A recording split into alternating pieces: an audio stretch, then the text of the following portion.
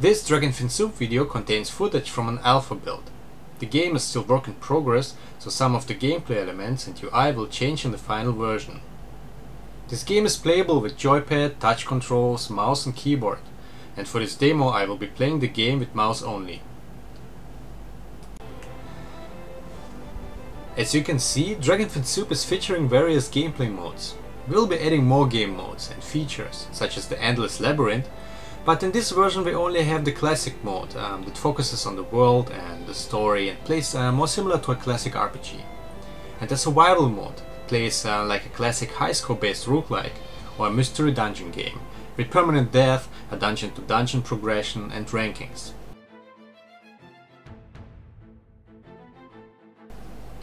Today I will show you the first missions in Dragonfin Soup, so let's create a new game. Creating a new game, you can set the difficulty. The hardcore mode is, as the name suggests, very difficult and features permanent death. This mode is meant for experienced players who have already cleared the game and want to play it the very tough way for the sake of challenge and fun. The classic mode allows you to save and reload your progress at any time and will not punish you for dying. It is all about story, character progression, exploration and fun. Before the game starts, we have to set a Z code for this game by naming the universe. This game features a lot of procedurally generated content and will be randomized according to the Z code. You can choose a Z code randomly or type in your own seed and share it with friends so they can play the game with the same settings. This is especially useful if you want to make high score runs in a survival mode. Every time you start a new game, the dungeon layouts, placement of items, monsters and missions will be different. At the beginning of the game we are telling the lore and the background story of this world. The world of Dragonfin Soup is set on the back of a giant space turtle god named Ashra. 1,000 years ago there was a massive war of magic between humans and Wesen. Creatures like werewolves, orcs, vampires, witches, demi-humans and so on.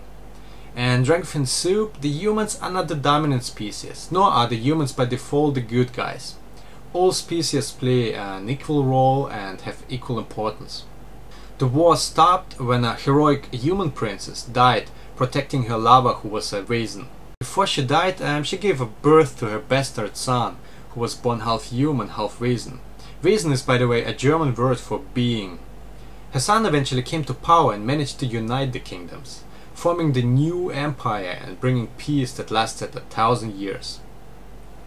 Until not long ago, a rogue planet crossed paths with Turtle God and rained blood-red crystal shards on the world. Those crystals bear magic powers and will be a very important element in this game. We start this adventure by playing a brave young woman named Red Robin. Not much is known about her in the beginning, other than that she seems to be very angry and searching for someone. This mission is meant to get the player familiar with the controls and gameplay, and you will slowly learn more about the story and dialogues, but you can also have a quick look at the quest log.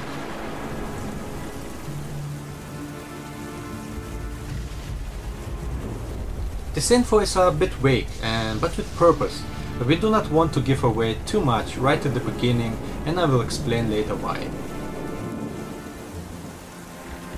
As you can see, I have two NPC companions who will follow me and assist me in this quest. They will stay close but also explore and act on their own. The weather is pretty bad and it's dark. In the upper left corner you can see that it's nighttime.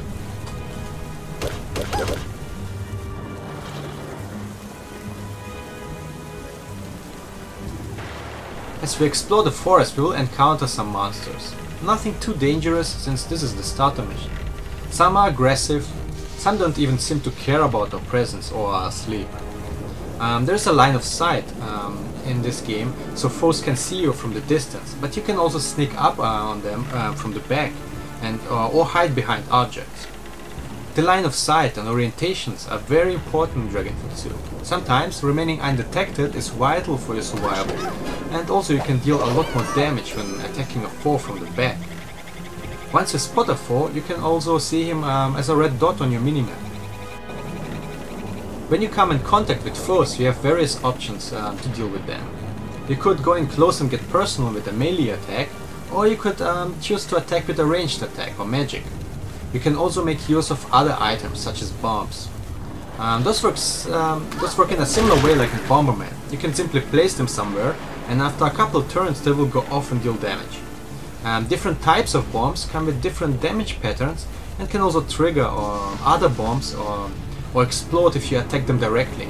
Bombs can be pretty dangerous, as you can blow yourself up as well.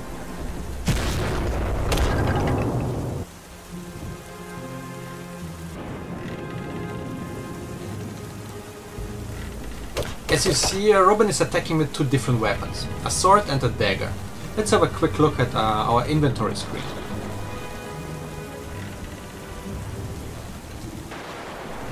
As you can see, we start out with very basic equipment. We have a sword, a dagger, a shotgun, some ammunition, a hooded cape and bombs. There are over 20 equipment slots. You can wear up to 4 different rings, for example, and you can dual wield most of the weapons, even 2 shields if you want to. We have a sword and a dagger here, and Robin will attack in the order the weapons are equipped. Even though the dual wielding attack counts as a single turn, the order of weapons can be important. Some weapons can, for example, cause a pushback that would make the second weapon miss the target. You can easily switch the order and later use many other weapons such as hammers and maces, axe, pole arms, knuckles, daggers, great swords and others. Different weapon classes have different properties. We break down our damage and defense model into blunt, piercing and slashing damage, as well as some elemental properties such as water, earth, air and fire. Swords are good at dealing slashing and piercing damage. Daggers do great piercing damage and have a great speed. Weapons like maces deal a great blunt damage. But each weapon class comes with a stat variety, so that the damage types are never exclusive to one weapon class. Another difference between weapon classes is the range and area of attack. A sword or dagger can usually attack only one foe on the single tile in front of you, while most axes can deal damage to multiple foes at once by attacking 3 surrounding tiles. Pole arms have a range of 2 tiles and can deal damage at a greater distance. Of course, there are also exceptions, as we feature many weird and fun weapons such as the frying pans, rolling pins, broken bottles and such. Some daggers and knuckles can deal multiple hits with a single attack, like this wolf-claw dagger here. I will later demonstrate it, so you can hear the number of impacts. A Dragonfin Soup also features a couple different gun types. We have shotguns, rifles and handguns, and a variety of different ammo types for each weapon class. Shotguns have a great spray radius, while rifles have a much greater range and damage. Handguns have a lower range but often support multi-shots. Of course, there are many exceptions, as we also feature shotguns with multiple barrels and automatic weapons. But enough about that, let's go back to the game. As you explore the world, you can interact a lot with the environment.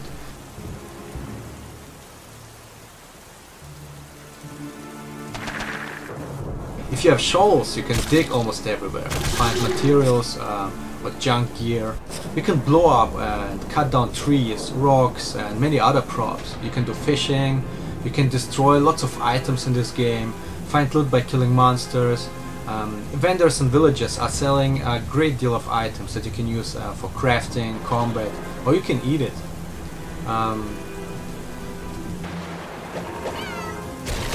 As you see, cutting down trees, you sometimes obtain items such as logs and wood chips. You can collect them by simply stepping on the tile, or you can first check them out and decide what to do with them by using the command menu. You can even eat things right off the ground. And you can eat, or at least try to eat, almost everything that could even remotely fit in your mouth.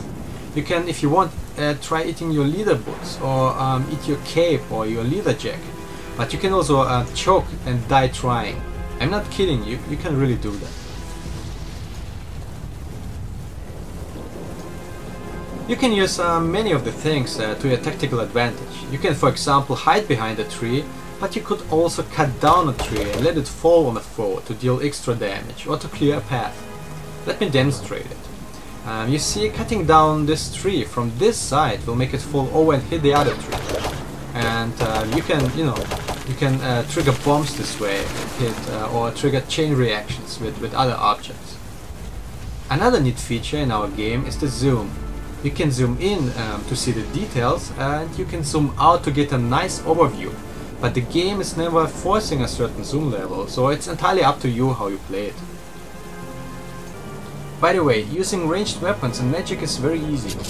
Once you draw the gun, you will be automatically targeting the closest foe, but you can also adjust and shoot in any direction you want. Ranged magic attacks work in a similar way.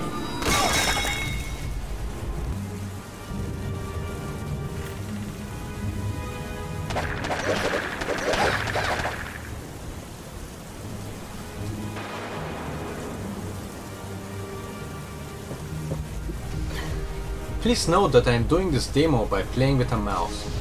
So in order to walk, I simply click on a tile and the character will automatically find the right path to the destination. You can of course play the game with a keyboard or with a joypad as well, and walk around using the directional keys, similar like in a game like Zelda for example.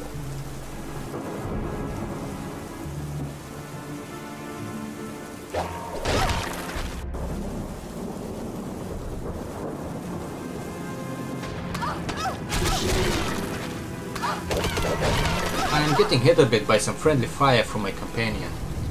Boren is a trigger-happy gunner, so it's best not to get in his way.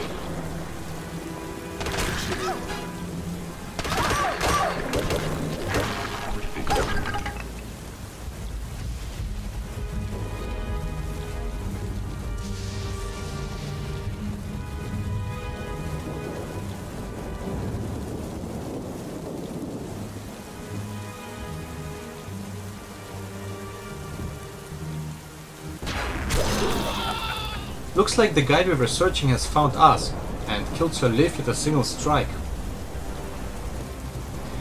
We still don't know his name at this point and refer to him simply as the Hooded Man.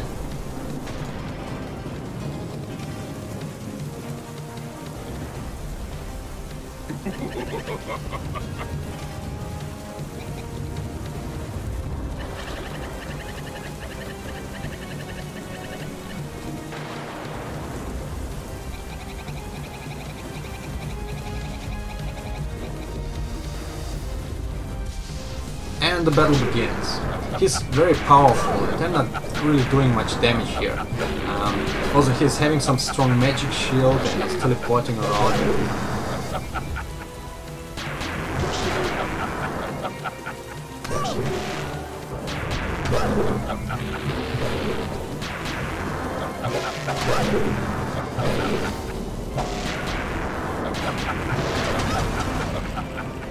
Ah, that bastard just killed my other companion.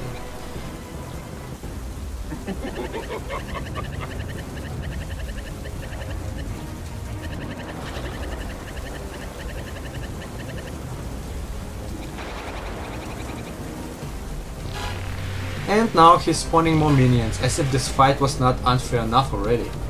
I will make sure to take some of those skeletons down with me, using my Ice Blade magic and bombs.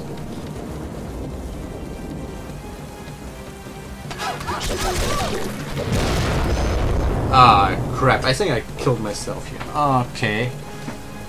This is just a dream, right? That's correct. It was just a dream. The first mission is some sort of a flashback. A terrible nightmare Robin is having almost every night since she lost her memories in an accident a year ago. And the story of Dragonfin Soup starts on the bright side. And there will be many funny missions and dialogues, but at some point Robin will start recovering her lost memories. There will be many plot twists, conspiracies, and you will slowly learn about the darker side of this world. Its murderous secrets, politics, betrayal and vengeance. Now she woke up inside what seems to be her home and having a monologue with her wolf dog Big Bad.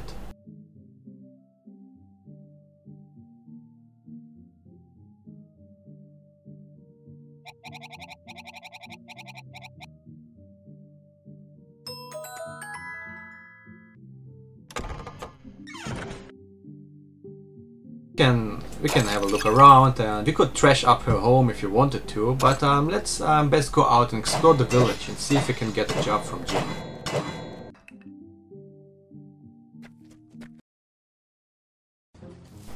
and it's a nice sunny day.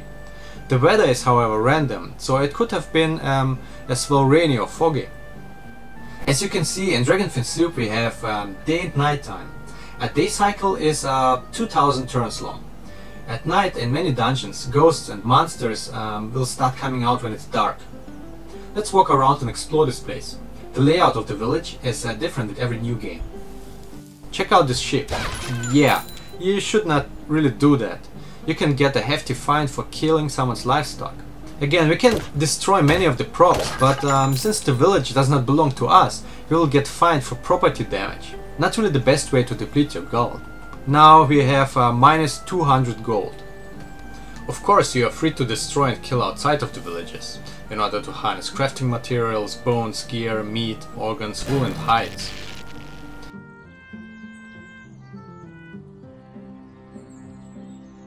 Let's explore the village some more.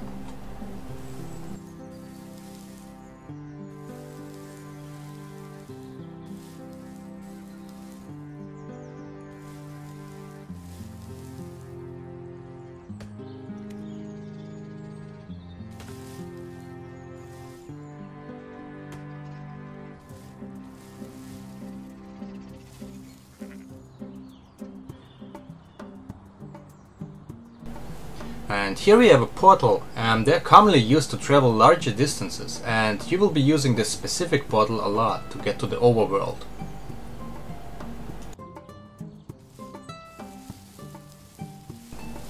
Here's the AOA, the Academy of Arms, where you can sometimes get quests and learn some combat basics.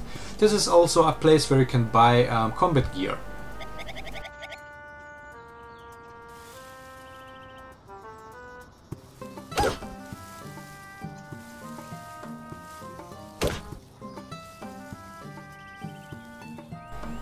Here we have a small village market. You can see some vendors selling their goods here. All kinds of crafting materials, and of course you can also sell your own belongings here. Also, when you talk with the villagers, you will slowly get to know them and their personality a bit better. It's a very small village, so everyone knows each other. Let me give you a quick demo on crafting. Crafting is very easy. All you need are the right ingredients and the correct recipe. Let's try out something very simple. First we need to buy some eggs. Shopping is very easy, by the way. You can simply drag and drop items from the vendor to your inventory, or the other way around to sell items. Pattern keyboard users can also use the command menu to buy and sell things. It's very easy. The shops, the items in the shops, by the way, are limited. So if you buy all the herbs the vendor has, for example, then you will have to wait a day or two for the shop to restock the goods. Okay, now we need some salt as well. Okay, now we open our crafting UI. You can see that the crafting has its own levels and experience points. I am currently at level 1 with 0 experience. Also, I do not know any recipes. You can see that we have 159 recipes in the game, but we will have a lot more later, as the game is still in development. The crafting process is super simple. You can drag and drop the items into the crafting slots, or if you play with pad or keyboard, you can use the command menu to move them into the crafting slots, like this. It's very easy. Then all you have to do is pressing the create button, and there you go. I cooked up a yummy boiled egg. Now, food is very important in Dragonfin Soup, but it's not used to restore health. We can only restore health by using special potions, and food will give you stat bonuses. Let me eat this boiled egg to show it to you. After eating the egg, we can see that we got some stat bonuses. And at the top of the screen, you can now also see the egg icon with a number above it. This number indicates that you will benefit from the stat bonuses for 66 turns. And there's a lot of different food, and some of it will give you pretty powerful bonuses, but there are also items that will make you sick and weak. And here it is, the Cock and Bull Tavern. This is where we are supposed to go, so let's go in. In Dragonfin Soup you can basically talk to every NPC, but those with the question mark icon have quests and missions available for you. In this game, every NPC is unique and has a unique portrait and name. There are no generic villagers. With time, you will get to know people better, and some of them will start giving you quests later as well. Like this fella with a cap, for example. You can get fishing quests from him. You can meet more people at the back of the bar as well. Dialogues often change. Most people are nice, but there are also some pretty weird characters. Let's grab some of those potions for later.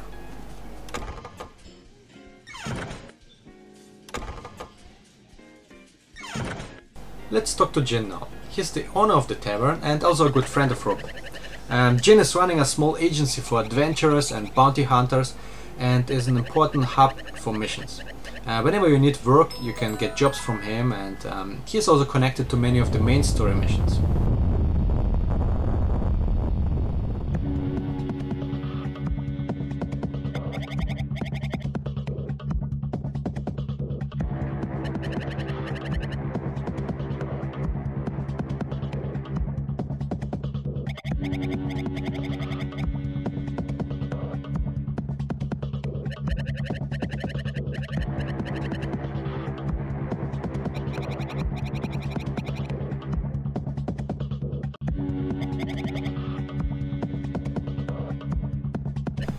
Sweet, now aside from your wolf, we also have the old Gidrom in our party.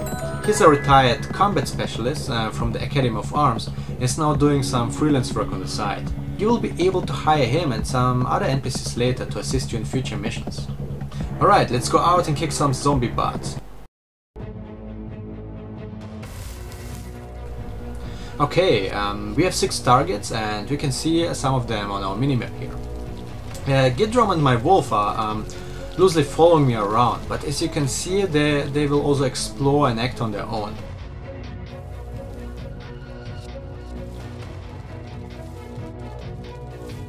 The zombies can deal some decent damage, so it's safer to attack them as a group.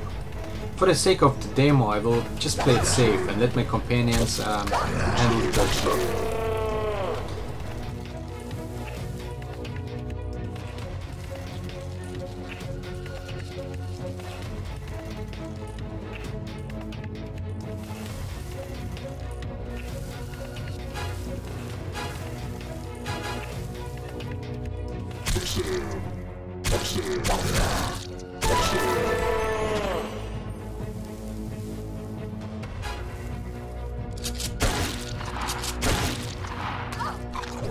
Okay guys, I will stop here for today. I hope you enjoyed the video and have some better idea about Dragon Soup now.